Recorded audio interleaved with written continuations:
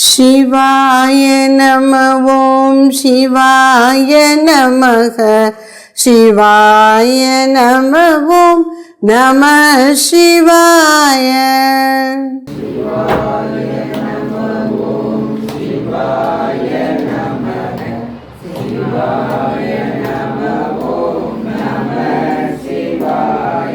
சிவாய நம ஓம் சிவாய நமக சிவாய நம ஓம் நம சிவாய.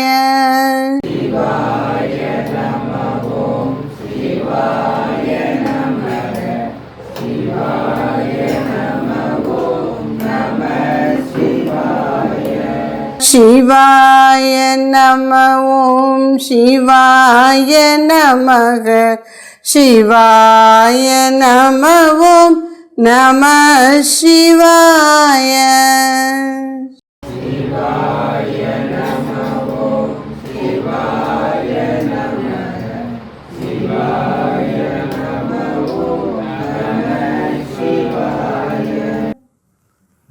ஹர நம பார்வதி பதயே.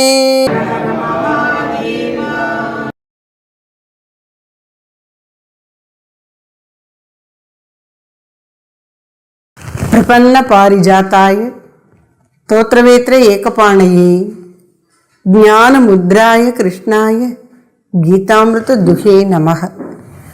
சரணடைந்தவர்களுக்கு கற்பக விருட்சம் போன்றவனும் பசுவை ஓட்டுதற்கு ஒரு கையில் பிரம்பை பிடித்திருப்பவனும் கீதை என்னும் அமிர்தத்தை கறந்தவனும் சின்முத்ரை தாங்கியவனுமாகிய ஸ்ரீ கிருஷ்ணனுக்கு நமஸ்காரம்.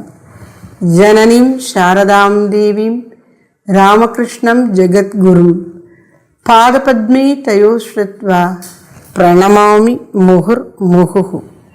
அகண்ட மண்டலாகாரம் வியாப்தம் ஏன சராச்சரம் தத்பதம் தர்சிதம் ஏன தஸ்மை ஸ்ரீ குரவே நமக.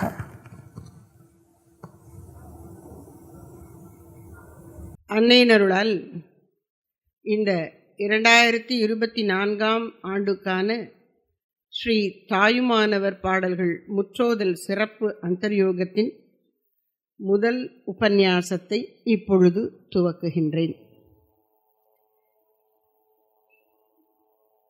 தாயுமானவருடைய பாடல்களிலே பராபரக்கண்ணி என்ற தலைப்பின் கீழ் பராபரமே பராபரமே பராபரமே என்று முடிகின்ற 2 வரி பாடல்கள், கண்ணின்னு சொன்ன 2 வரி பாடல்கள், அப்படிப்பட்ட 2 வரி பாடல்கள் 389 கண்ணிகள் தொகுக்கப்பட்டிருக்கின்றன.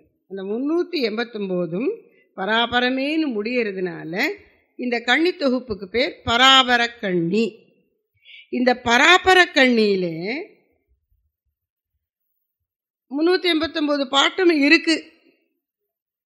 அதை திரும்ப திரும்ப கேட்கும் பொழுது நமக்கு இந்த பாடல்களின் உட்பொருளை குறித்த ஒரு தெளிவு ஏற்படும் போது இந்த பராபர கண்ணி மூலம் ஸ்ரீ தாயுமானவர் ஜீவ யாத்திரையை விளக்குகிறார் என்பது தெற்றென விளங்கும். ஜீவ யாத்திரை அப்படின்னா என்ன? நமக்கெல்லாம் தெரியும். யாத்திரை அப்படின்னா புனித பயணம். நாம இருக்கக்கூடிய இடத்துல இருந்து புனிதமாக கருதப்படுகிற சில இடங்கள், காசி, ராமேஸ்வரம், பூரி, துவாரகை, இது போன்ற ஸ்தலங்களுக்கு அங்கு ஓடக்கூடிய நதி அல்லது இருக்கக்கூடிய குளத்திலே நீராடி தீர்த்தமாடி இறைவனை வழிபட்டு அருள் பெற வேண்டும் என்ற நோக்கத்தோடு மேற்கொள்ளுகிற பயணத்துக்கு பேர் புனித பயணம். இந்த யாத்ரா அப்படிங்கிற சம்ஸ்கிருத பதத்துக்கு தமிழ் அர்த்தம் நேரடியாக பார்க்கும் பொழுது முயற்சி எடுத்து தன்னை காப்பாற்றிக் கொள்வதுன்னு அர்த்தம். அப்போ நீ இருக்கிற இடத்துல சௌகரியமாக உட்காந்துருக்காம கொஞ்சம் சிரமப்பட்டு போய், அதுவும் அந்த காலத்தில் போக்குவரத்து சாதனங்கள் எல்லாம் ரொம்ப இல்லாத பொழுது நடந்தே போனார்கள். 6 மாசமெல்லாம் ஆகுமா காசிக்கு போயிட்டு வர. அப்படி இருக்கிற காலத்திலே திக்விஜயம் பண்ற மாதிரி பாரதம் முழுக்க சுற்றி வந்திருக்கிறார்கள் மகான்கள். அவர்கள் கூட பக்தர்கள் சென்றிருக்கின்றார்கள். அப்ப யாத்திரை என்பது புனித பயணம். இப்போ இந்த பராபரக்கண்ணி பாடல்களிலே ஸ்ரீ தாயுமானவர் நமக்கு காட்டுவது ஜீவ யாத்திரை. யார் இங்கே பயணம் பண்ணுகிறார்? ஜீவன். ஜீவன்னா என்ன? சிந்திச்சு பார்க்கணும். உயிர். உயிர்னா என்ன? மூச்சு காற்றா? மூச்சு காற்றா? ஆத்மானா என்ன? பிராணனா அப்படின்னு ஒரு விளக்கம் வருது. இன்னும் வேற என்ன இருக்கு? ஜீவன் என்பது பரம்பொருளின் ஓர் அம்சம். நான் அத்வைதத்துக்கு போகல. ஜீவாத்மாவை தனியொரு வியக்தியா புரிந்து கொள்ள முற்படும் பொழுது நாம அத்வைதத்தின் பக்கம் இன்னும் வரல.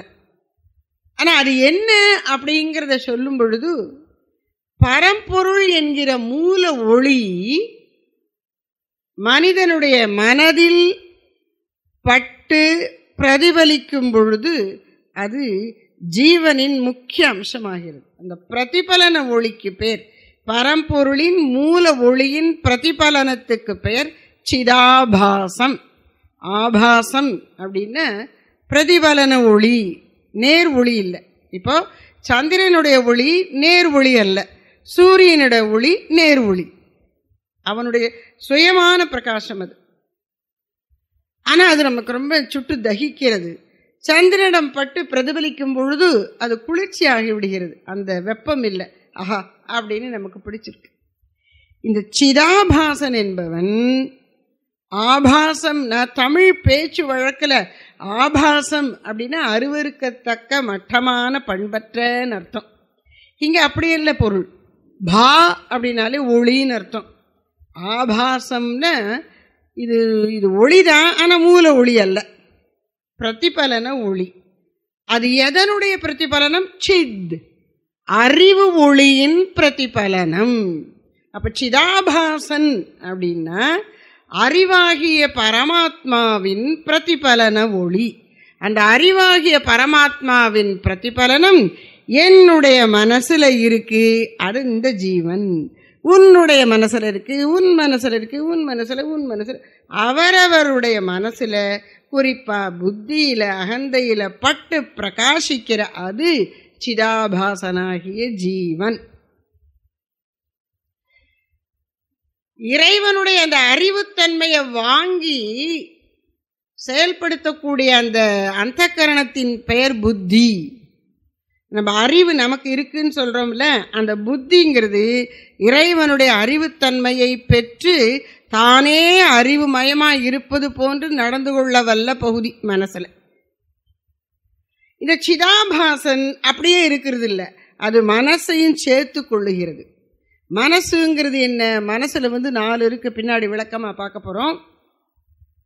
உணர்ச்சி மயமாயும் இன்ப துன்பங்களை அனுபவிப்பதாயும் அலைப்பாயும் தன்மை உடையதாயும் சந்தேகம் கொள்வதாயும் இருக்கின்ற உட்கருவிக்கு பெயர் மனஸ். முழுசும் சேர்ந்து மனசுதான். அதுல இந்த உணர்ச்சி, இன்ப துன்ப உணர்ச்சிகளை உணரக்கூடிய பகுதி. அதனுடைய பிற தன்மைகள் என்ன? அதுக்கு கற்பனை உண்டு, அது அலைந்து திரியக்கூடியது, அது சந்தேகப்படக்கூடியது. இது மனசோட இயல்பு. இப்படி மனசுக்கு ஒரு சந்தேகம் வந்துட்டா நம்மால அந்த சந்தேகத்தை வைத்துக்கொண்டே சும்மா இருக்க முடியாது. அதுக்கு ஒரு தீர்வு கண்டாக வேண்டும். அந்த தீர்மானத்தை கொடுப்பது புத்தி. மனசு கிளப்புகிற சந்தேகத்தை தீர்த்து வைத்து இது இப்படித்தான், இது இப்படி அல்ல என்று உணர்த்துவது புத்தி. அதான் இன்டெலிஜென்ஸ், அறிவு. அப்படி புத்தி ஒன்றை இது சரி என்று சொல்லி அல்லது இது சரியல்ல என்று சுட்டி காட்டும் போது சரியானது நான் செய்வேன் அப்படின்னு அதோடு போய் ஒட்டி கொண்டு ஒன்று அதை செய்வேன்னு தீர்மானிக்கிறது. நான் செய்வேன் அப்படிங்கிறது, அல்லது நான் இனிமேல் இதை செய்ய மாட்டேன் என்று ஒன்றை சொல்லுகிறது. அப்படி ஒன்று இருக்கு. அப்போ இந்த தீர்மானத்தோடு இணைந்து கொண்டு செயலை நான் செய்கிறேன் என்று உணர்கிற மனதின் பகுதி ரொம்ப முக்கியமான பகுதி. அது அகந்தை, ஈகோ. அது மட்டுமல்ல, அது நான் வேறு நீ வேறு என்று பிரித்து காட்டுகிறது. ஆணவம், ஆணவ அகந்தை அப்படி பிரித்து நான் வேற நீ வேற, நான் ஒரு தனி ஜீவன் நீ ஒரு தனி ஜீவன் என்று ஒவ்வொன்றையும் வேறுபடுத்தி காட்டுகிறது. நான் உயிருள்ளவன் நீ உயிரற்ற ஜடப்பொருள் என்று அதை சொல்றது. நான் அடிமை, இறைவா நீ தலைவன், அப்படி இறைவனையும் தனிச்சு வச்சிடுறது, நம்மகிட்ட தள்ளி வச்சிடுறது.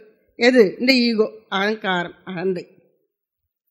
இப்படி மனமும் புத்தியும் அகங்காரமும் உணர்வதையெல்லாம் வாங்கி பதிவாக சேர்த்து வைத்து கொள்ளுவது சித்தம். இந்த நான்கும் அந்தக்கரணம், உட்கருவின்னு சொல்லப்படும். மனம், புத்தி, அகங்காரம், சித்தம். இந்த நான்கும் சேர்ந்து அந்தக்கரணம். இப்போ சிதாபாசம் என்கிற பிரதிபலன ஒளியும் இந்த அந்தக்கரணமும் சேர்ந்துதான் ஒருவனுடைய ஜீவன் ஆகிறது. மேலும் இந்த பிராணன் இருக்கே, உயிர் பிரிந்து விட்டதுன்னு சொல்லும் போது இந்த உடல்ல இருந்து மூச்சு காற்று நின்று விடுகிறது. ஆனா அந்த பிராணனுக்குள்ள இருக்கக்கூடிய இன்னொரு சக்தி நமக்கு இந்திரிய சக்தி, பார்க்கும் சக்தி, கேட்கும் சக்தி, முகரும் சக்தி, சுவைக்கும் சக்தி, தொட்டு உணரும் சக்தி, பேசும் சக்தி, கைகளால் பற்றி பிடிக்கும் சக்தி, காலால் ஒரு இடம் விட்டு இடம் நகன்று செல்லும் சக்தி, மலம் கழிக்கும் சக்தி, ஜலம் கழிக்கும் சக்தி. இத்தனை சக்திகள் உடம்புல இருக்கு. இந்த 10 இந்திரியங்கள்ங்கிறோம். முதல் 5 ஞானேந்திரியம், அடுத்த கடைசி 5 கர்மேந்திரியம், செயற்கருவிகள். ஞானேந்திரியம்னா அறிவு கருவிகள். இந்த அறிவு கருவி, செயல்கருவி ஆகிய 10 பிராணமய கோஷத்தில் இருக்கு. இதெல்லாம் சேர்ந்துதான் ஜீவன். ஜீவன்கிறது யாரு? மனம், இந்திரியங்கள், சிதாபாசம். இது மூன்றும் சேர்ந்த ஒரு கூட்டமைப்பு தான் ஜீவன். உயிர் பிரிந்து விட்டது உடலிலிருந்து அப்படின்னு சொல்லும்போது இந்த மூணும் சேர்ந்த ஒன்று வெளியேறிவிட்டது. பிராணன் பிரபஞ்சத்தில் கலக்கிறது. முக்த புருஷனுக்கு வாழும் போதே இந்த மனதை அவன் கரைத்திருப்பான். மனம், புத்தி, அகங்காரம் எல்லாம் அவனுக்கு அழிஞ்சு போயிருக்கும். அதனால அவன் அந்த சிதாபாசனா இருப்பதற்கு பதிலாக சைத்தன்யமாகவே, மூல ஆத்ம பரமாத்ம சொரூபமாகவே அவன் உள்ளுக்குள்ள இருக்கான். அது அப்படியே பரம்பொருள் ஏற்கனவே சுற்றிலும் அதான் இருக்கு, அதோட கலந்து எங்கும் நிறை பரம்பொருள் ஆகிவிடுகிறான். இத்தனை காலம் இந்த சரீரம்ங்கிற கூட்டுக்குள்ள அடைபட்டு கிடந்தது போல் காட்டிக்கொண்டிருந்த அவன் இந்த விதேகத்தின் பொழுது விதேக முக்தியாக அகண்டமான பரம்பொருளில் ஒன்றித்து விடுகிறான். இது ஜீவன் முக்தன் பெறுகிற விதேக முக்தி. மற்ற ஜீவர்களுக்கு இந்த மனசு மாறல, அழியலைங்கிறதுனால அவர்களுக்கு இன்னும் பிறவி இருக்கு. அப்போ இந்த மனசாகிய ஜீவன் அழியாது. ஒரு இடம் திரும்ப ஒரு சரீரத்தை எடுப்பதற்கு பொருத்தமான சூழலை தேடிக்கொண்டு இப்படி காத்துட்ருக்கும். அப்போ அது பண்ணின பாப புண்ணியத்துக்கு ஏற்ப ரொம்ப நிறைய பாவம் இருக்குன்னா நரகத்துக்கு கொஞ்ச நாள் அனுப்பி அங்கே இருந்து துன்பங்களை அனுபவித்து வர சொல்லுவார். ரொம்ப புண்ணியங்கள் நிறைய இருக்குன்னா அதில் கொஞ்சத்தை, அதை மட்டும் புண்ணியத்தை மட்டும் அனுபவிக்க சொர்க்கத்துக்கு அனுப்புவார். அப்புறம் என்ன பண்ணுவார்?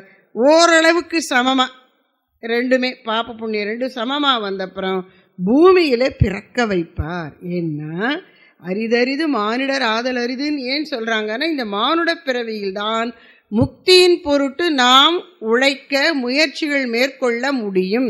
மற்ற ஜென்மங்களில் ஒன்று இன்பத்தை அனுபவிக்கணும், இல்லை துன்பத்தை அனுபவிக்கணும். மனித பிறவியில் தான் இதை கடந்து போகலாம். அதை உணரும் பொழுதுதான் ஜீவ யாத்திரையை இந்த ஜீவன் தொடங்குகிறான். பிறவி எடுத்துக்கொண்டே இருக்கிறான், விதவிதமான பிறவிகள். அப்பொழுதே ஜீவ யாத்திரை தொடங்கி விட்டது. இப்ப இது கடவுளை நோக்கி திரும்பணுமே. ஒரு யூ டர்ன் அடிக்கிறதுன்னு சொல்லுவோம். யூ டர்ன் அடிக்கிறதுன்னா என்ன, இப்படி வந்து அதே திசையில் ஆனால் வேற பக்கத்துலேருந்து போகணும். அப்போ இப்படி திரும்புகிறோம் பாருங்க. அது மாதிரி கடவுள்கிட்டேர்ந்து வந்தோம், கடவுளை பிரிஞ்ச மாதிரி இருந்து உலகமே நிஜமான வாழ்க்கையில் வாழ்ந்து நம்பி கஷ்டப்பட்டு எல்லாம் பட்டாச்சு. இனி அதெல்லாம் போதும், இரவா எனக்கு நீ வேணும்னு திரும்ப கடவுளை நோக்கி திரும்புகிறோம் பாருங்க. அந்த யூ டர்ன் அடிக்கிறதுக்கு தான் இந்த ஜீவ யாத்திரையில் முக்கியமான கட்டம். அந்த கட்டத்துக்கான விளக்கத்தை பார்க்கத்தான் இந்த அந்தர்யோக சொற்பொழிவுகளை நாம் பார்க்க போகிறோம். அப்ப ஜீவ யாத்திரையிலே ஜீவன் என்னென்ன செய்கிறான் அப்படிங்கிறத சுருக்கமா சுட்டி காட்டும்படியா இந்த பராபரக்கண்ணி பாடல்களை எல்லாம் பல குழுக்களாக பிரித்திருக்கிறோம். அதுல உடல் வாழ்க்கையும் அது தரும் இன்னல்களும், இந்த வாழ்க்கையின் நிலையாமை, அதாவது உடலின் நிலையாமை, யாக்கை நிலையாமை, செல்வம் நிலையாமை, உலகு நிலையாமை, ஏட்டுக்கல்வியின் பயனின்மை, இதையெல்லாம் பார்த்திருக்கிறோம். முதல்ல அதாவது இப்போ என்ன பண்ணியிருக்கோன்னு சொன்ன, பராபரக்கண்ணி பாடல்களில் இந்த தலைப்புகளுக்கு ஏற்ப என்னென்ன பாடல்கள் இருக்கோ அதையெல்லாம் தொகுத்து போட்டு விளக்கமாக பார்த்து வந்தோம். அந்த பாடல்களை படிக்க படிக்கவே இப்படியெல்லாம் தான் ஜீவன் பயணப்பட்டு வந்திருக்கிறான். சரி, ஜீவன் ஜீவன்னா யாரோ நினைக்க வேண்டாம், நான் பயணப்பட்டு வந்திருக்கிறேன் என்பதை தெரிந்து கொள்ள உதவுகின்றன இந்த பாடல்கள். அப்போ முதல்ல இப்படி வாழ்க்கையினுடைய கஷ்டங்களை அனுபவிச்சு அனுபவிச்சு அனுபவிச்சு பல பிறவிகளுக்கு பிறகு கொஞ்சம் இவனுக்கு பகுத்தறிவு உதயமாகி இந்த உடல் வாழ்க்கை என்னைக்கு இருக்காது போல் இருக்கே என்று தெரிந்து கொள்ளுகிறான். அதை யாக்கை நிலையாமையை உணர்கிறான்.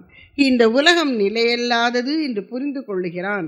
செல்வமும் இளமையும் மக்கள் நாடி ஓடுகிறார்கள், ஆனால் அவையெல்லாம் நிலையற்றவை என்று தெரிந்து கொள்ளுகிறான். அப்படிப்பட்டவன் தன்னை நோக்கும் போது இன்னொன்று புரிந்து கொள்கிறான்.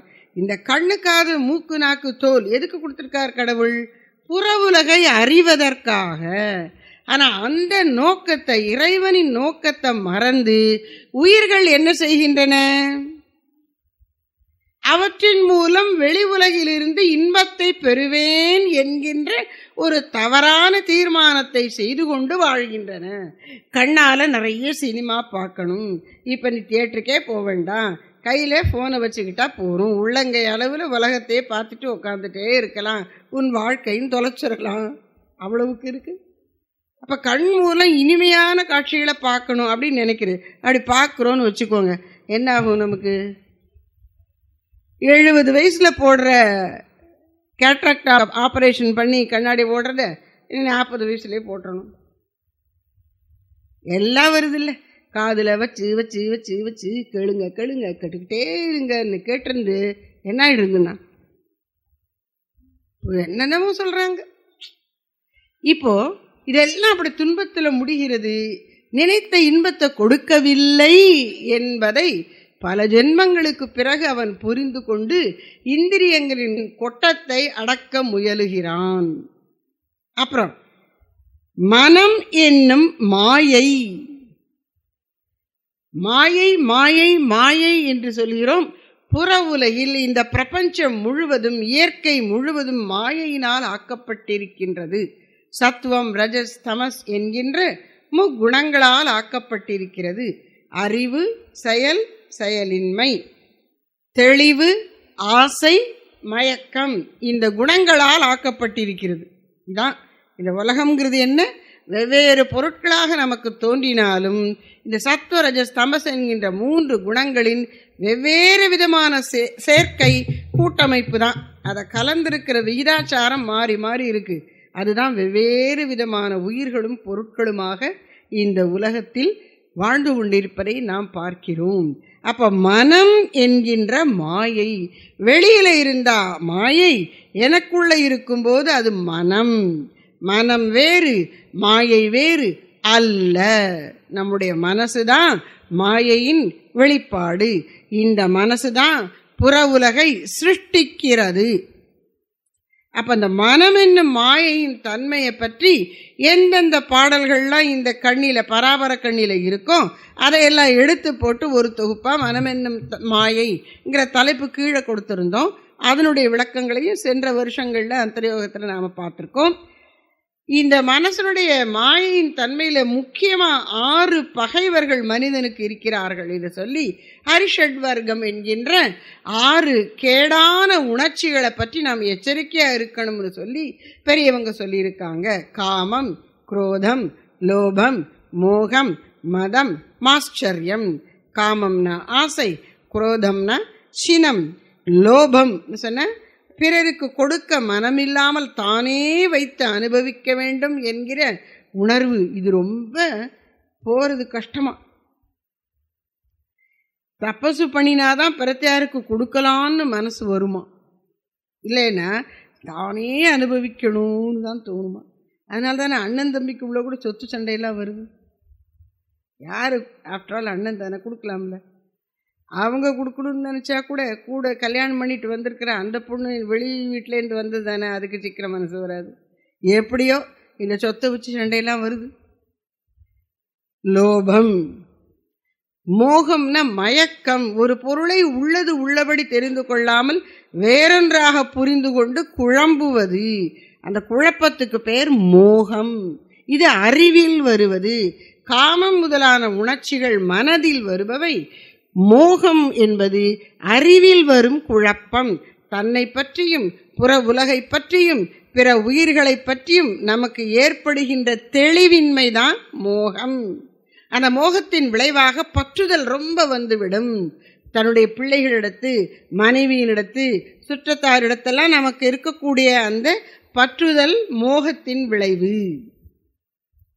காம, குரோத, லோப, மோக, மதம். மதம்னா அகங்காரம். நான் பெரிய ஆளு, ஒன்னை விட நான் பெரியவன் அப்படிங்கிற அந்த திமிரு. இதுவும் மனசனுடைய உணர்ச்சிகளின் ஒரு கேடு. அப்புறம் மாஸ்சரியம், நான் நல்லவன் நினைச்சிட்டு இருக்கேன், இவன் என்னை விட நல்லவன் எல்லாரும் சொல்றாங்களே அப்படின்னு அந்த நல்லவனை பார்த்தா இவனுக்கு வயிறு ஏறிது பாருங்க, அதான் பொறாமை. அப்படி பொறாமை வந்த உடனே நான், நீ நினைக்கிற மாதிரி எவனும் நல்லவன் இல்லை, இன்னென்ன கேடெல்லாம் அவன்கிட்ட இருக்கு அப்படின்னு அவனுடைய தப்பை எடுத்து சொல்கிறேன் பாருங்க, அது பொறாமையின் விளைவு. பொறாமையினுடைய வெளிப்பாடு எப்படி வரும்? யார் மீது நமக்கு பொறாமை இருக்கோ அவர்களுடைய குறையை எடுத்து சொல்ல துவங்கி விடுவோம். அப்புறம் இல்லாத குறையை இருப்பதா கற்பித்து நினைத்து கொண்டு பேச ஆரம்பித்து விடும். இப்படிலாம் போயிடும். இதுதான் காமம் முதலான 6 பகைவர்கள் மனம் என்னும் மாயையில் உற்பத்தி ஆகின்றன. அதெல்லாமும் நான் பார்த்துட்டேன். அடாடாடா, இப்படி இருக்கே இந்த மனசு என்று நான் வருந்தி அவற்றிலிருந்து விலக நினைக்கிறேன் என்று சொல்லக்கூடிய பாடல்கள் எல்லாம் தொகுத்து அறுபகைவருங்கிற தலைப்பு கீழே கொடுத்துருக்கோம். அப்புறம் மனிதனுக்கு வினைன்னு ஒன்று இருக்கு. இந்த உடம்பு வினைதனுக்கு ஈடான காயம் என்று சொல்லுகிறார் தாய்மானவர். இன்னென்ன வினைகளை அனுபவிக்கணும் என்பதற்காகவே ஏற்பட்டிருப்பது, பிராரப்தத்தை அனுபவிப்பதற்காகவே ஏற்பட்டிருப்பது இந்த உடம்பு. நாம் விரும்பினாலும் விரும்பாவிட்டாலும் அந்த இன்ப துன்ப அனுபவங்கள் வந்தே தீரும், தவிர்க்க முடியாது. நல்லதோ கெட்டதோ நம்ம பண்ணினது எதை அனுபவிக்கணும்னு வந்திருக்கோமோ அது வந்து தான் தீரும். அதான் வினை. அப்புறம் இன்னும் வருவதற்கு காத்து கொண்டு இருக்கு, புதுசாக வந்து சேருது, பழசு நிறைய இருக்குது, இதெல்லாம் வினை. அப்புறம் அருள் தாகம். இவ்வளவு கஷ்டப்பட்டு திரும்ப திரும்ப அடி வாங்கி இதெல்லாம் எனக்கு போதும் என்று மனது நினைக்க துவங்குகிறது. அப்போ இறைவனை நோக்கி அது ஏங்கி அழுது பிரார்த்திக்கிறது. அந்த ஏக்கத்துக்கு பெயர், இறைவனை குறித்த மன ஏக்கத்திற்கு பெயர் அருள் தாகம். தண்ணி வேணும்னு தொண்டையில் அந்த தாக வறட்சி தெரிகிறது மாதிரி ஆத்மா ஜீவன் இறைவனுடைய அருளுக்காக ஏங்குகிறது. அந்த அருள் தாகம் குறித்த பாடல்கள் அது நிறைய இருக்கு இந்த பராபர கண்ணியில். அந்த பாடல்களை 2 நிலையாக பிரித்து கொண்டோம். தன்னிலை கூறல், நான் இவ்வளவு மோசமாக இருக்கேனே அப்படின்னு தன்னை குறித்து வருந்தி பாடக்கூடிய பாடல்கள்.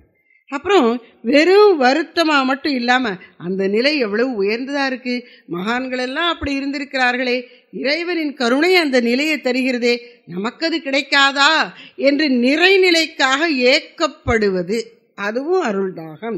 உயர்ந்த நிலை அருள்தாகம். அது குறித்த பாடல்கள் இதெல்லாம் இந்த அருள்தாகம்ங்கிற தலைப்பின் கீழே அதையும் நாம் பார்த்தோம். அப்புறம் அருள் வேண்டி இரத்தல். அருள் இல்லையே, எனக்கு அருள் இல்லையே, அருள் இவ்வளவு நல்லா இருக்கே அப்படின்னு சொல்லிட்டே இருந்தால் போராது, எனக்கு அது வேணும்னு இறைவன்ட்டு பிரார்த்திக்கணும். அருள் நல்லா இருக்கேன்னு சொல்லிவிட்டு நீ பழசே மருள்லையே இருந்தான்னு அர்த்தம். அப்போ எனக்கு அருள் வேணும்னு கேளு. அதனால அருள் வேண்டி இரத்தல். அதுலேயும் கூட நான் இப்படி இருக்கேனே எனக்கு அருள் புரியேன், நான் இப்படி இருக்கேனே அருள் புரியேன் அப்படின்னு சொல்லக்கூடிய பாடல்கள் எல்லாம் தன்னிலை கூறல். நான் இப்படி இருக்கணும்னு ஆசைப்படுறேன், நீ அருள் புரியேன் என்று சொல்லுவது உயர்நிலைக்கு ஊக்கம் கொள்ளுவது. இந்த தலைப்பிலையும் நிறைய கண்ணிகள் இருக்கு, அதையெல்லாம் பார்த்தோம். இப்படி அருள்தாகம் வந்துவிட்ட ஒரு ஜீவனுக்குத்தான் அந்த யூ-டர்ன் எடுக்கிறதுங்கிறது. கடவுளை நோக்கி இவ்வளவு காலமும் கடவுள்கிட்டேந்து விலகி வந்தது போல உலக வாழ்க்கை இருந்தது. இப்போ கடவுளை நோக்கி திரும்பி விட்டது போல அந்த பாதை செல்லுகிறது, வாழ்க்கை பாதை. அந்த ஜீவ யாத்திரை இறைவனை நோக்கி உறுதியாக திரும்பிவிட்டது. அப்படிப்பட்ட ஜீவன் வாழ்க்கையில் என்னென்ன செய்யணும்னு வரும்பொழுது பெரியோர் வழிகாட்டுதல் படி சரியை, கிரியை, யோகம் என்கிற முயற்சிகள், ஞானம் 4 சொல்லப்படுகிறது. சரியை அப்படின்னா தினசரி வாழ்க்கையில் நாம் கடைபிடிக்கிற ஒழுங்கு நடவடிக்கைகள், அடியார்களோடு சேர்ந்து கொண்டு நாம் செய்யக்கூடிய நல்ல செயல்கள். இந்த புனித யாத்திரை போவதெல்லாம் சரியையில் வரும். கோயிலை பெருக்கி துடைக்கிறது, உழவார பணி செய்கிறது, கோயில் பூஜை பாத்திரங்களை தேய்ச்சி கொடுக்கறது, இப்படியெல்லாம் பல செயல்கள் கோயில் சம்பந்தப்பட்ட அந்த பணிவிடைகள் எல்லாம் உடலால் செய்யக்கூடியவை. அப்படி ஆரம்பித்து கொஞ்சம் கொஞ்சமாக அவனுக்கு பக்தி பெருகுகிறது. இது சரியை, ஆரம்ப நிலையில் சாதகன் செய்ய வேண்டியது. கிரியை, இப்போ பரபரன்னு வேலை செஞ்சது கொஞ்சம் ஒடுங்கி உட்காந்து கடவுளை பூஜிக்க ஆரம்பிக்கிறான் கிரியா விசேஷங்களோடு. அப்படி சும்மா இப்படி தண்ணி அப்படி கொட்டி கொட்டி ஊற்றிக்கிட்டே இருக்கிறது போராது, மனசிலேயே அவன் தியானம் பண்ண முயலுகிறான். இது யோகம். இதுவரையிலும் நாம் பார்த்திருக்கிறோம். இந்த கருத்துக்களை எல்லாம் விளக்கக்கூடிய பராபர கண்ணிகளுக்கு விளக்கம் இந்த கடந்த 7 ஆண்டுகள் நடந்த அந்தர்யோகத்திலே அளிக்கப்பட்டது. அதனால தான் ஒரு ரிவ்யூ மாதிரி இதெல்லாம் சொன்னேன்.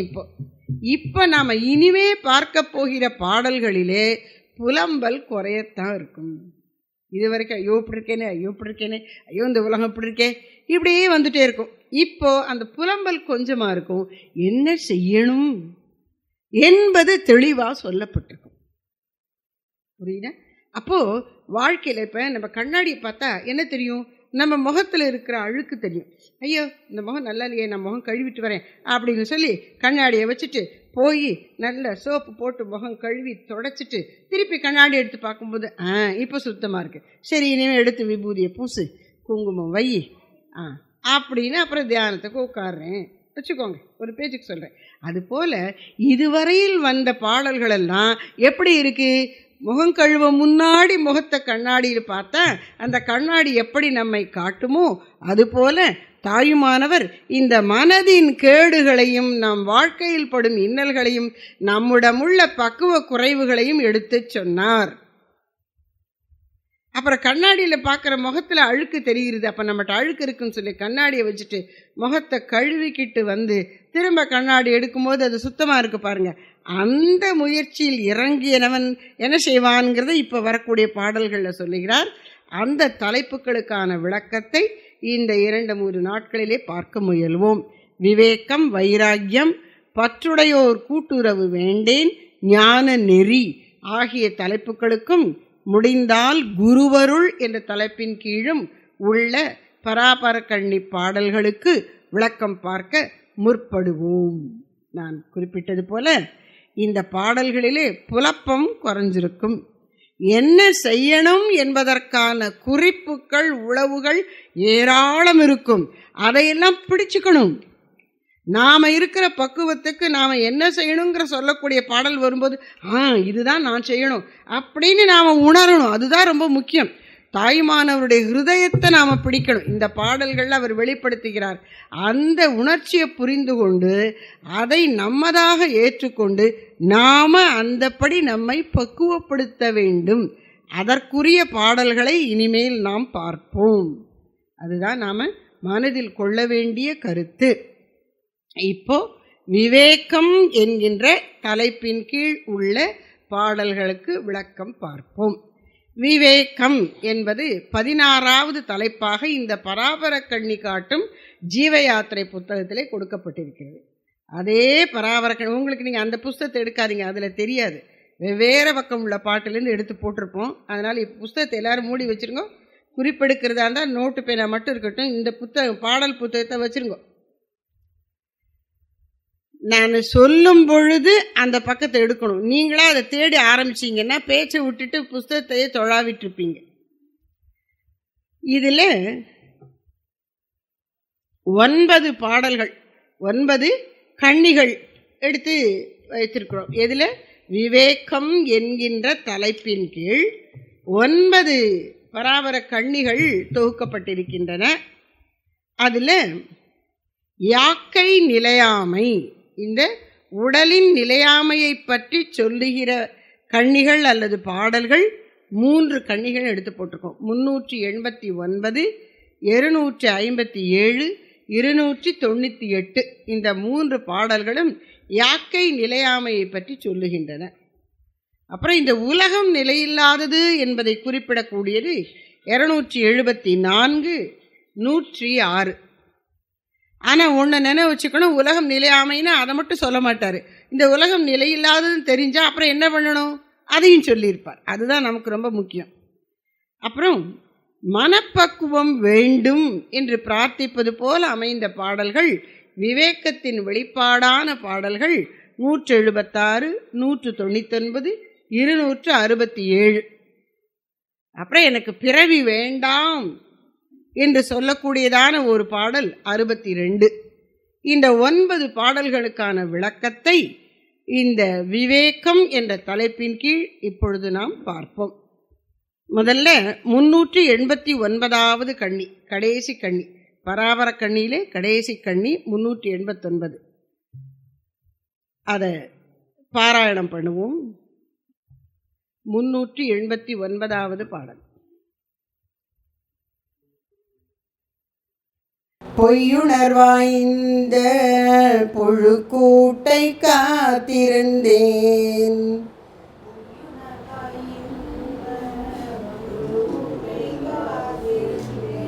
உய்யும் வகையும் உளதோ பராபரமே.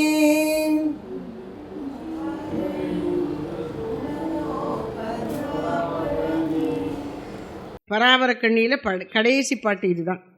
பொய்யுணர்வாய் இந்த புழுக்கூட்டை காத்திருந்தேன், உய்யும் வகையும் உளதோ பராபரமே. இறைவனை எப்படி அழைக்கிறார்? பராபரமே அப்படிங்கிறார். இந்த பராபரமே என்ற பதத்திற்கு விளக்கம் சென்ற உபன்யாசங்களிலே பலமுறை கூறியிருக்கிறேன். பல பேர் புதுசாக இருக்குனாலும் திரும்ப சொல்கிறேன். பரம் அபரம். பரம் அப்படின்னா மேலானது, அபரம் என்றால் அதற்கு கீழானது. கண்ணுக்கு தெரிகின்ற இந்த பிரபஞ்சமும், இந்த பிரபஞ்சம் எதிலிருந்து தோன்றியிருக்கிறதோ அந்த மாயையும் அபரம். இந்த பிரபஞ்சத்திற்கும் மாயைக்கும் அப்பாற்பட்டதான பரம்பொருள் பரம். அது கண்ணுக்கு, இந்திரியங்களுக்கும் மனதுக்கும் எட்டாதது. அதனால் அது மேலானது அல்லது பரம் என்று சொல்லப்படுகிறது. பரமாகவும் அதே பொருள் அபரமாகவும், அதாவது இந்த உலகாகவும் உயிர்களாகவும் தோன்றிக் கொண்டிருக்கிறது. ஆனால் இந்த உலகம் என்பது உண்மையில் இறைவனே, உலகு வடிவான இறைவனே, அப்பால் இருக்கிற வடிவங்களை கடந்த பொருளாகிய இறைவனே அப்படின்னு இந்த ஒரே வார்த்தையில் சொல்லிட்டார். பராபரமே. சரி, பராபரமே என்ன? நான் என்ன பண்ணிகிட்ருக்கேன்? இத்தனை நாள் என்ன பண்ணிட்டு இருந்தேன்? பொய் உணர்வாய் இந்த புழுக்கூட்டை காத்திருந்தேன். நம்மகிட்ட ஒரு நல்ல பொருள் கிடைச்சா அதை காப்பாற்றி வைப்போம்ல. ஒரு நெக்லஸ் இருக்குது உங்கள்கிட்ட, என்ன பண்ணுவீங்க? விசேஷத்துக்கு மட்டும் போட்டுட்டு கொண்டு வந்து அதை தொடச்சி பெட்டியில் வச்சு லாக்கருக்குள்ளே வச்சு பூட்டிடுவீங்க. அது சும்மா அப்படி ஜன்னல்லையோ வெளியிலையோ போட மாட்டீங்க, அதை காப்பாற்றி வைக்கிறீங்க. அது மாதிரி நாம் எதை காப்பாற்றுறோம்னா இந்த உடம்பை. இந்த உடம்பு எப்படிப்பட்டது? புழுக்கூடுங்கிறார். இந்த உடம்புங்கிற கூட்டுக்குள்ள புழுக்கள் இருக்கின்றன. நம்ம குடல்ல எத்தனை புழுக்கள் இருக்கின்றன? நல்ல புழுக்களும் இருக்கு, நல்ல கிருமிகளும் இருக்கு, நல்ல பாக்டீரியாக்களும் இருக்கு, கெட்ட பாக்டீரியாக்களும் இருக்கு. நல்ல பாக்டீரியா ஜீரணத்துக்கு உதவுகிறது, கெட்ட பாக்டீரியா வியாதிகளை உண்டு பண்ணுகிறது. இப்படி பல நுண்ணுயிர்கள் இந்த உடம்புக்குள்ள இருக்கு. சில சமயங்கள் அது புழுவாக கூட வந்துடுது. அதனால இந்த உடம்பையே புழுக்கூடுங்கிற, கூடுன்னா ஒரு குடுவை மாதிரி உள்ளுக்குள்ள காலியாக இருக்கு, அதுக்குள்ள இந்த புழு இருக்கு. அது மாதிரி இந்த உடம்புங்கிற கூட்டுக்குள்ள புழுக்கள் நிறைய இருக்கு. அதனால இந்த உடம்பையே புழுக்கூடுன்னு சொல்றார். புழுக்கூட்டை காப்பாற்றினேன். என்னது இது? வைர நெக்லஸை காப்பாற்றி வைக்கலாம், இந்த புழுக்கூடாகி உடம்பை காப்பாற்றுறேனேன்னா. காப்பாற்றம் இருந்தால் நான் இன்னும் கஷ்டப்படுவேன், காப்பாற்றணும். ஆனால் இதில் காப்பாற்றுறதுல என்ன தப்பு?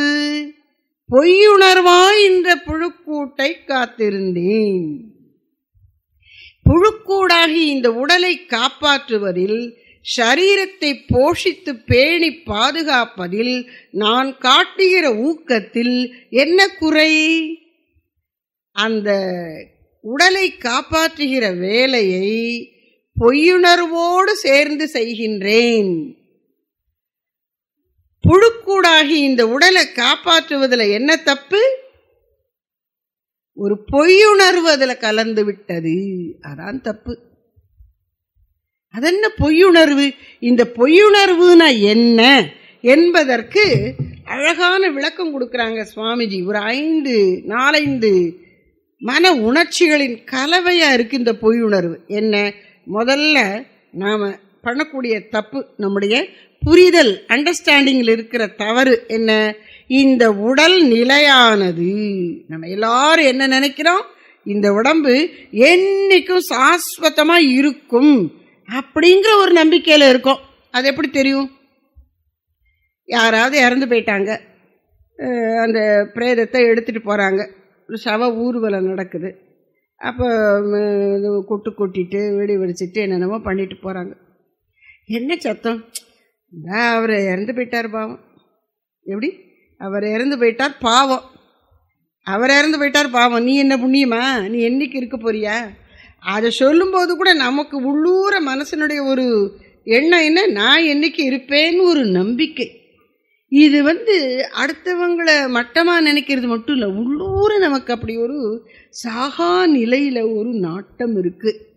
ஆனால் நம்ம பண்ணுற தப்பு என்னன்னா, இந்த உடம்பு அப்படி சாகாமல் இருக்கும்னு நினைக்கிறோம்.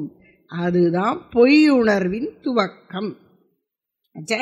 இந்த உடல் நிலையானது, இந்த உடல் மரணமே அடையாது என்று அவரவர் தன்னுடைய உடலை மட்டும் நினைக்கிறாங்க. அது துவக்கம். அப்புறம் என்ன? அப்படிப்பட்ட அழியாத இந்த உடல் தான் நான் என்று நான் என்பதை இந்த உடலோடு ஐக்கியப்படுத்தி கொண்டு தன்னையே இந்த உடலாக நினைக்கிறார்கள். ஏய் குண்டம்மா இங்கே வா அப்படின்னா கோபம் வருது இல்லை நம்மளுக்கு? நிஜமாவே நம்ம குண்டா இருப்போம். இல்லாட்டே என்ன ஒட்டடை குச்சி இங்கே வா அப்படின்னு. அப்போ நான் என்ன ஒல்லியாக இருக்கேன்னா என்ன இப்படி சொல்லிட்டேன், ஒட்டடை குச்சின்னு சொல்லிட்டேன். அப்போ இந்த உடம்பை வச்சு நம்மளை ஒருத்தர் கேள்வி பண்ணினா நமக்கு அது பிடிக்கிறது இல்லை. ஏன் நான் தான் இந்த உடம்புன்னு நினச்சிட்டோம், அந்த தப்பான முடிவுக்கு வந்துட்டோம், பொய் உணர்வுக்கு வந்துட்டோம். அப்போ பொய்யுணர்வின் 2வது நிலை என்ன? நான் இந்த உடல். முதல் தப்பு, இந்த உடல் அழியாது. 2வது பொய்யுணர்வு, நான் இந்த உடல். அப்படி நான் இந்த உடல் நினைச்சப்புறம் இந்த உடலை வச்சுக்கிட்டு இந்த உலக வாழ்க்கையில் என்ன செய்ய விரும்புகிறோம்? இந்த உடலில் உள்ள கண் முதலான இந்திரியங்களின் மூலம் புற உலகோடு தொடர்பு கொண்டு அதன் மூலம் நான் இன்பத்தை பெறுவேன் அப்படிங்கிற ஆசை வந்து விடுகிறது. இப்போ வாழ்க்கைனா என்ன? 24 மணி நேரத்தில் நம்ம என்னென்னக்கெல்லாம் ஆசைப்படுறோம், எதை பெற முயற்சி பண்ணிக்கிறோம், எதை பெற்றால் மகிழ்ச்சி அடைகிறோம், எது கிடைக்கலன்னு ஏமாற்றம் அடைகிறோம்னு பார்த்தா இந்த இந்திரிய விஷயங்களாக தான் இருக்குது. கண்ணு காது மூக்கு நாக்கு தோலால் நம்ம விரும்பக்கூடிய பொருட்களை அடையணும். யாராவது என்கிட்ட பேசினா நல்லா இருக்கே நீங்கள் பேசினதுன்னு சொன்னால் எனக்கு பிடிச்சிருக்கு, என்னம்மா நீங்கள் அந்த இடத்துல ஒரு தப்பு விட்டுட்டீங்களேன்னா எனக்கு பிடிக்க மாட்டேங்குது. அப்போ நான் கேட்குறதும் எனக்கு என்னுடைய ஈகோவுக்கு நல்லா குளிர்ச்சியாக குழுன்னு ஐஸ் வைக்கிற மாதிரி இருந்தால் தான் எனக்கு பிடிச்சிருக்குது. அப்போது இந்திரியங்கள் மூலமும் மனதின் மூலமும் புற உலகில் இருந்தும் இந்த உடலில் இருந்தும் நாம் இன்பத்தை பெற விழைகிறோம் இது பொய்யுணர்வின் 3ஆம் நிலை. அப்புறம் என்ன, இது அழியக்கூடிய உடல்ங்கிறத மறந்து இந்த உடலிலேயே நான் அழியாமல் வாழ்ந்திருக்க வேண்டும், மரணமிலா பெருநிலையை பெற வேண்டும் என்று எதிர்பார்க்கிறோம். அது பொய்யுணர்வின் அடுத்த நிலை. அடுத்து கடைசியில் வர்றது தான் என்ன, அப்போ இந்த உடம்போடு நான் அழியாமல் இருக்கணும்னா அதை காப்பாற்றி வைக்கணும். இந்த மருந்தை சாப்பிடு, சத்துள்ள சாப்பாடு நான் இதை சாப்பிடு, வெயில் தாங்கலை இளநியை குடி இப்படின்னு கேட்குது பாருங்க. அப்போ இந்த உடலை காப்பாற்றி வைப்பதற்கான முயற்சியில் இறங்குகிறோம். இத்தனையும் சேர்ந்த கலவை உணர்ச்சி தான் பொய்யுணர்வு. அப்போ நம்ம இந்த உடம்பை எப்படி காப்பாற்றுகிறோம்? பொய்யுணர்வாய் இந்த புழுக்கூட்டை காத்திருந்தேன். அப்போ நாம் பண்ணுற தப்பு என்னன்னு தெரிஞ்சுட்டுது. தெரிந்து கொண்டவன் விவேகி, பகுத்தறிவு உடையவன். ஆஹா, இந்த உடம்பு நிலையானது அல்ல, இந்த உடம்பு நான் அல்ல, இந்த உடம்பும் அதன் மூலம் உலக அனுபவமும் எனக்கு இன்பத்தை தராது. இன்பத்தை பெறுவதற்காக நான் இந்த உடலே நான் என்று நினைப்பது தவறு. இந்த உடலே நான் என்று நினைத்து அதை காப்பாற்றி வைக்க முயல்வதும் தவறு. அப்படி பொய்யுணர்வாய் இந்த புழுக்கூட்டை காத்திருந்தேன். இப்படி நான் அறிவில்லாமல் விவேகம் இல்லாமல் செயல்பட்டு வந்திருக்கிறேனே, நான் உய்யும் வகையும் உளதோ? நான் உய்வு அடையும் மார்க்கம் வழிதான் இருக்கிறதோ? இவ்வளவு மோசமா இருக்கிற எனக்கு உய்வுனா என்ன? கிடைத்தேறுதல், ஒரு கஷ்டத்திலேருந்து விடுபட்டு ஒரு நல்ல நிலைக்கு செல்லுதல், அதான் உய்வு. இப்போ உலக வாழ்க்கை என்கிற பிறவி பிணியிலிருந்து உய்வு அடைதல்னா அதை விட்டு ஒரு நல்ல நிலைக்கு போவது, தெய்வீக நிலைக்கு போவது, இறைவன் திருவடியை எட்டுவது. வெறுமனை செத்து போகாம இறைவன்கிட்ட போகணும், அதான் உய்வு. இப்போ உய்யும் வகையும் உளதோ? எனக்கும் அந்த உய்வு கிடைக்குமா என்று ஏங்குகிறது மனம். அதை இந்த பாடலிலே அப்படியே காட்டுகின்றார் ஸ்ரீ தாயுமானவர். இந்த இடத்துல சுவாமிஜி ஒரு கதையை சொல்கிறாங்க.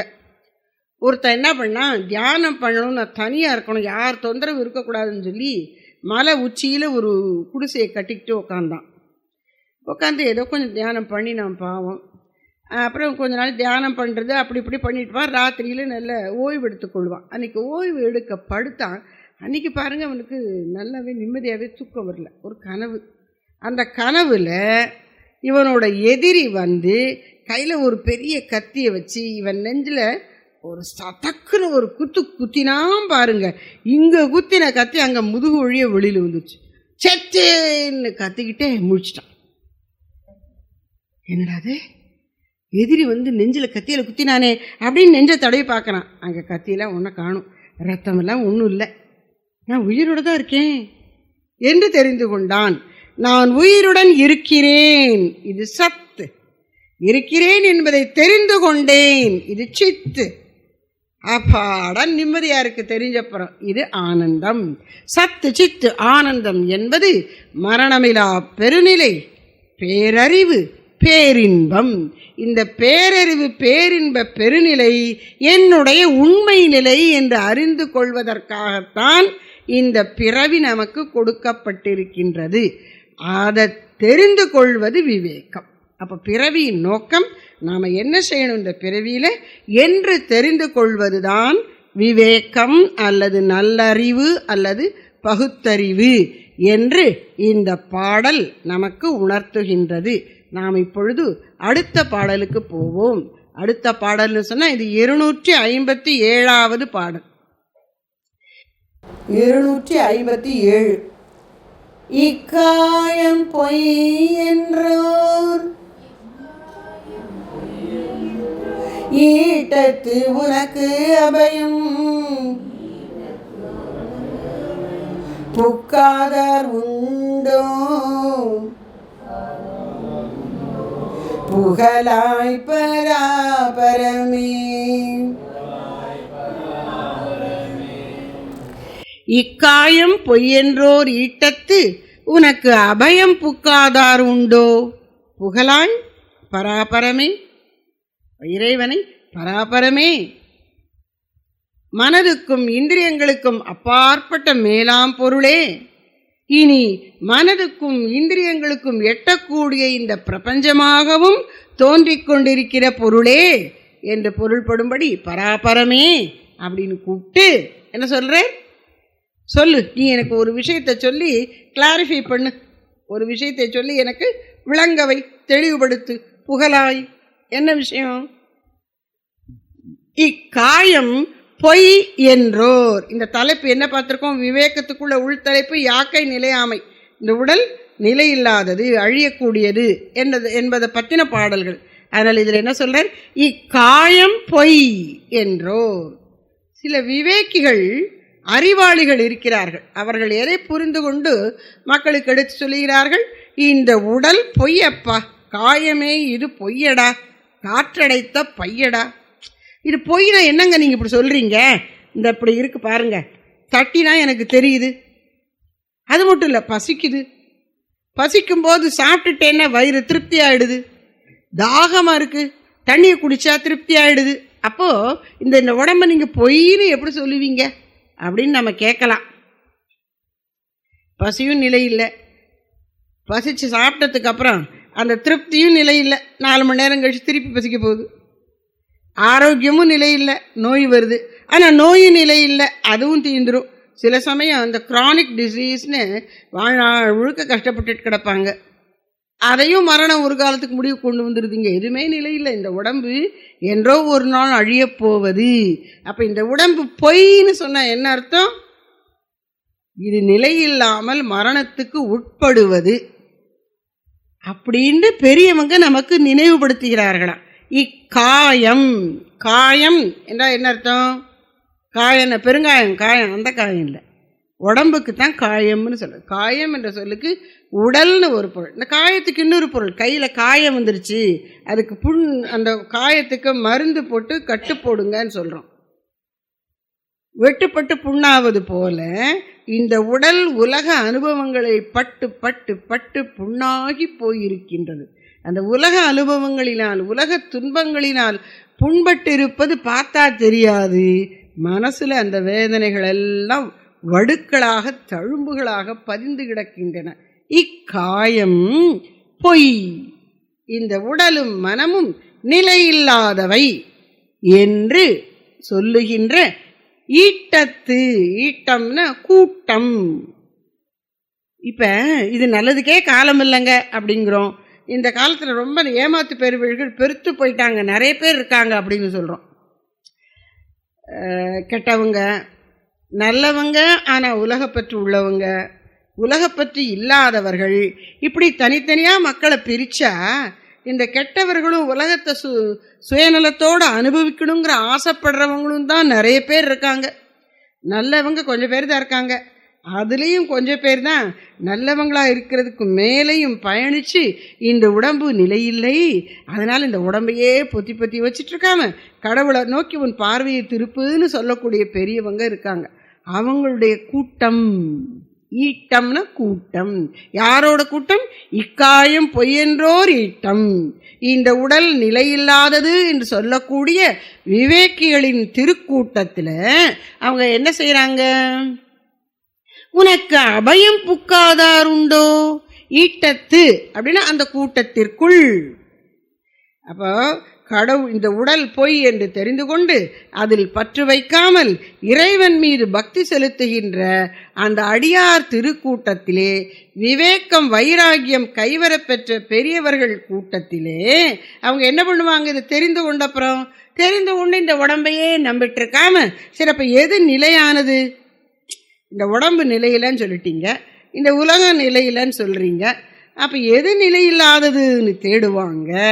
இந்த எதிர்மறையிலேயே உட்கார்ந்துருக்காம உடன்பாட்டு நிலையிலே எது நிலையானது என்று தேடும்போது இந்த உலகமும் உடலும் அனைத்தும் நிலையில்லாதவை, பரமனொருவனே நிலையான வஸ்து என்று அவர்கள் நிச்சயம் செய்கிறார்கள். அறிவிலே உறுதியான முடிவு எடுக்கின்றார்கள். அப்படி முடிவு எடுத்த உடனே பரமன் நிலையானவன் தெரிஞ்சு ஏன் சும்மா இருக்கணும்? அந்த பரமனிடம் அபயம் புகுகிறார்கள். இதுதான் விவேகிகள் செய்யக்கூடியது. அப்போ நாம விவேகிகளா ஆகணும்னா என்ன செய்யணும்? இந்த உடல் நிலையில்லாதது என்று நம்முடைய உடலை பற்றி புரிந்து கொண்டு, இறைவன் நிலையானவன் அழியாதவன் என்று தெரிந்து கொண்டு இறைவனிடம் சரண் புக வேண்டும். அதான் இந்த இப்ப நமக்கு என்ன செய்யணுங்கிற குறிப்பு இதுல தெளிவா வரும்னு சொன்னேன் இல்லையா? அப்படித்தான். அப்ப இந்த 2வது பகுதி என்ன சொல்லுகிறது? உனக்கு அபயம் புக்காதார் உண்டோ? இந்த உடல் நிலையற்றது என்று தெரிந்து கொண்டவர்களுக்கு இடையிலே இறைவா, நிலையான உன்னிடம் சரணாகதி செய்யாதவர்கள் இருக்கிறார்களா? அப்போ நல்லறிவு தோன்றியதின் அடையாளம் இறைவனை சரணாகதி செய்ய வேண்டும். அப்புறம் அப்ப என்ன அர்த்தம்? நாமும் சரணாகதி செய்ய வேண்டும். இந்த இடத்துல சுவாமிஜி ஒரு அழகான சிறிய கதையை சொல்றாங்க.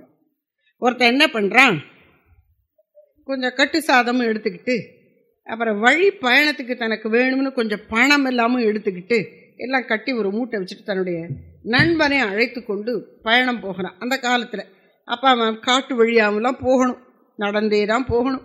இந்த நண்பனை துணைக்கு அழைத்து கொண்டு போகிறான். வரேன் வரேன் அப்படின்னு அவன் ரொம்ப ஆர்வமாக வரான் அந்த நண்பன்.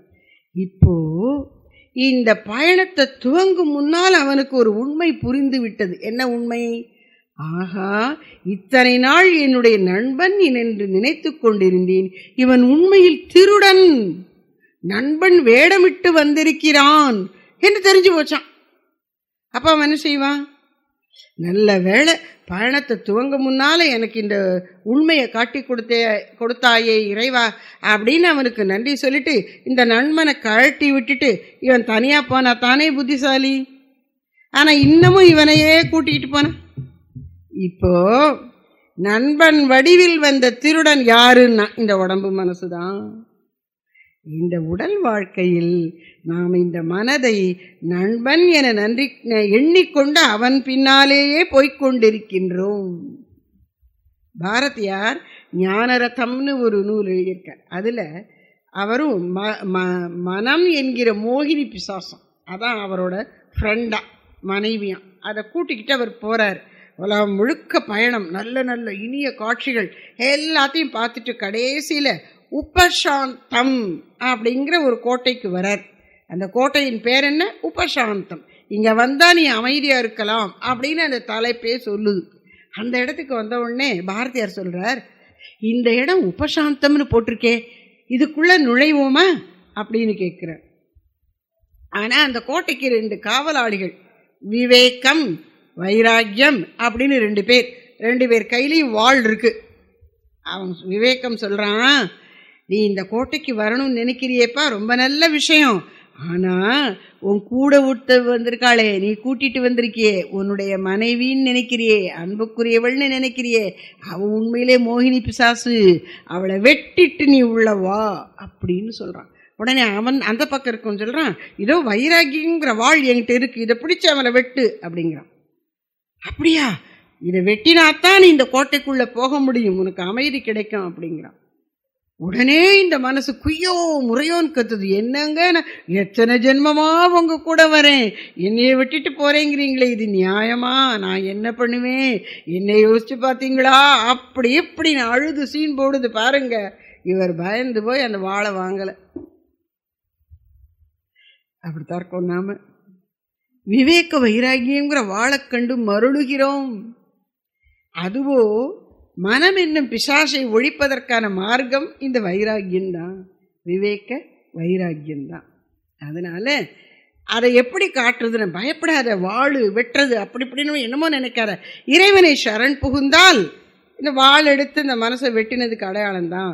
இறைவனை நம்பி நம்பி அவன் திருவருளை ஏற்றுக்கொண்டு வாழ்க்கையில் என்ன வருதோ அது கடவுள் பிரசாதம்னு ஏற்றுக்கொண்டு, நல்லதோ கிட்டதோ ஏற்றுக்கொண்டு அமைதியாக இருந்து புது ஆசைப்படாம புது பற்றுதலுக்குள்ள தலையை விடாம இருந்தாலே நீ உன் பழவினை கரைய கரைய உள்ளம் தெளிவு பெற்று இறையருளை உணர்வாய். இதுதான். அப்ப நீ என்ன செய்யணும்? இறைவனை சரண் புகு. விவேக்கி ஒருவன் இறைவனை சரணடைய வேண்டும். அதைத்தான் இந்த பாடல் உணர்த்துகிறது. அதனால நண்பன் வேஷமிட்டு வந்திருக்கிற திருடன் கூட இத்தனை நாள் பயணிச்சது போதும், இந்த மனதை திருடன் என்று அறிந்து கொண்டு கட்டுப்பாட்டுக்குள் வைத்திருக்க வேண்டும். அதை கட்டி வைப்பது எது? விவேகம், நல்லறிவு. அதை செயல்பட விடாமல் தடுப்பது எது? வைராக்கியம், மன உறுதி. இந்த உலகத்திலேருந்து எனக்கு இன்பம் கிடைக்காது என்ற உறுதியான நிச்சய புத்தி தான் வைராக்கியம். வைராக்கியம்னா என்னமோ மாட்டேன்னா மாட்டேன் அப்படிங்கிறது இல்லை. மாட்டேன்னா மாட்டேன் தான். எப்படி? இந்த இந்திரிய சுகங்களை அனுபவிப்பதுன்னா அது நிலையானதுன்னு நினைக்க மாட்டேன். அப்படின்னா நான் ஸ்வீட்டே சாப்பிட மாட்டேன் அப்படிங்கிறது இல்லை. கல்யாண வீட்டுக்கு போகிறீங்க, ஸ்வீட்டு வைக்கிறாங்கன்னா அவ்வளவும் சாப்பிட முடியலன்னா எது முடியுமோ அதை கொஞ்சமாவது சாப்பிட்டுக்கோங்க. ஆனால் எப்போ பார்த்தாலும் எனக்கு வேணும்னு கடையில் வாங்கிட்டு சாப்பிட்றீங்க பாருங்கள், அதை விடுங்க. அப்போது வாழ்க்கையில் எல்லா வகையிலும் மெய் இன்பத்தை நாடி பொய்யான உலக சுக போகங்களை துறப்பதற்கான மனோ தைரியம்தான் வைராக்கியம். அந்த விவேகம் வந்தால், சரியான விவேகமாக இருந்தால் தொடர்ந்து வைராக்கியம் வர வேண்டும். அதனால அப்போ நீ என்ன பண்ணுவ? இறைவனை சரணடைவாய். இக்காயம் பொய்யென்றோர் ஈட்டத்து உனக்கு அபயம் புக்காதார் உண்டோ புகழாய் பராபரமே. அடுத்த பாடல் 298. கண்ணியன் 298. அப்போ 298வது கண்ணி. தேகாதி பொய்யெனவே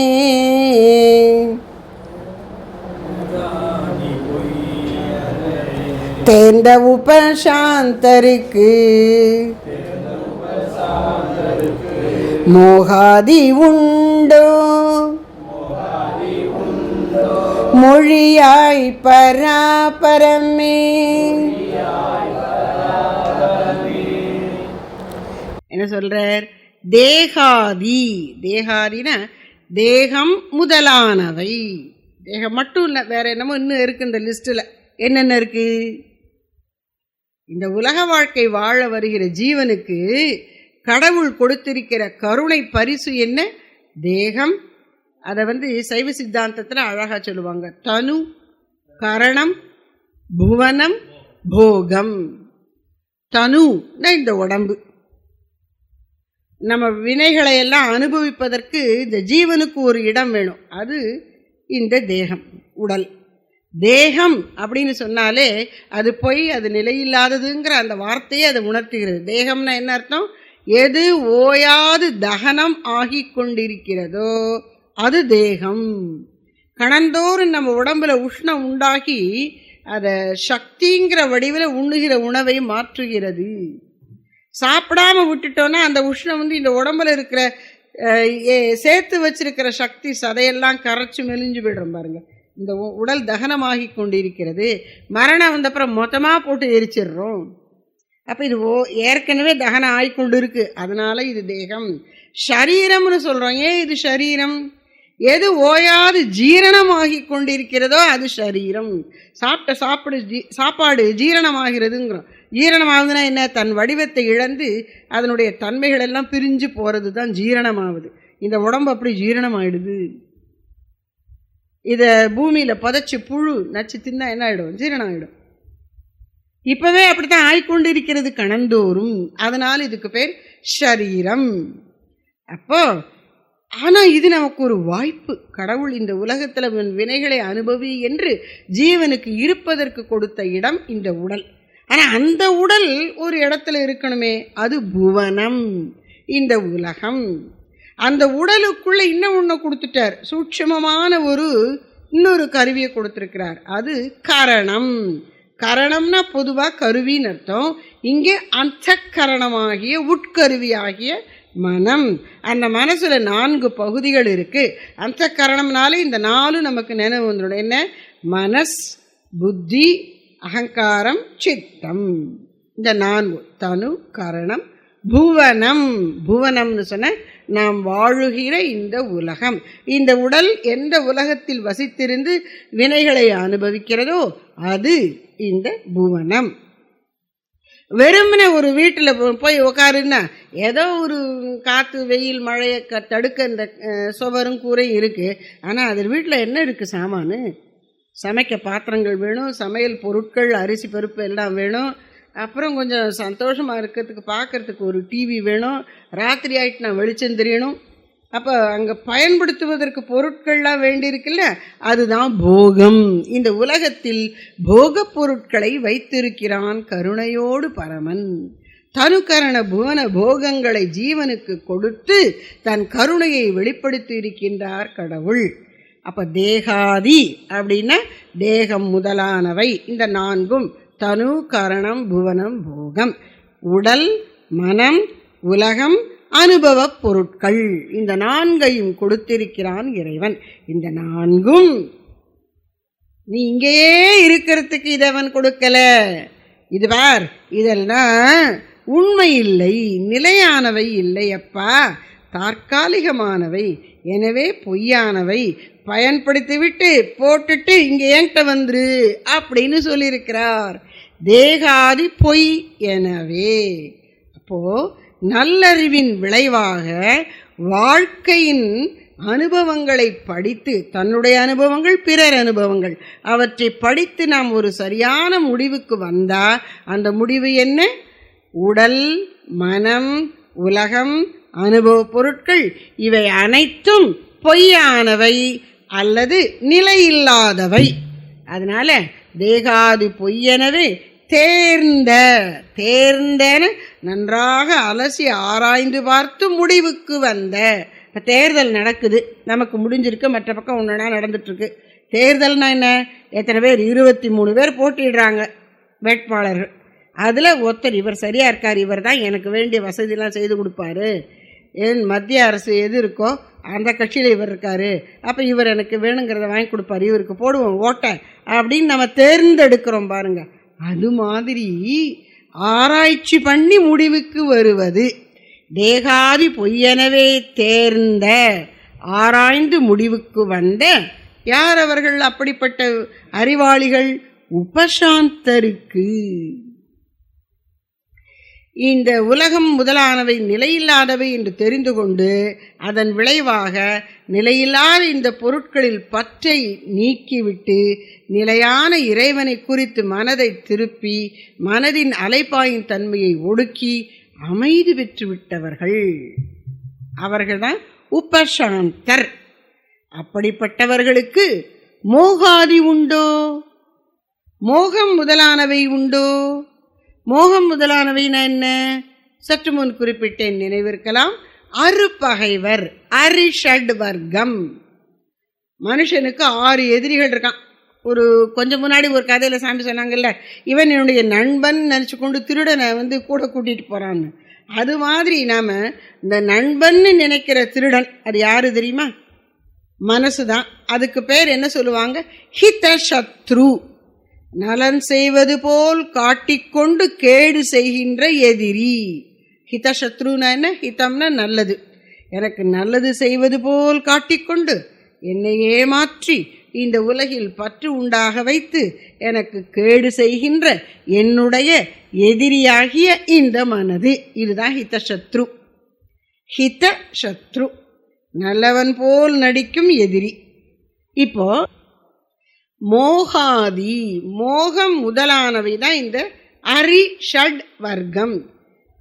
6 வகையான எதிரிகள் என்னென்ன பார்த்தோம் இல்லையா? காமம் அல்லது ஆசை, குரோதம் அல்லது சினம், லோபம் அல்லது பிறரோடு பகிர்ந்து கொள்ள மனம் இல்லாமை, தனக்கே வேண்டும் என்கின்ற சுயநலம், மோகம் அல்லது மயக்கம்,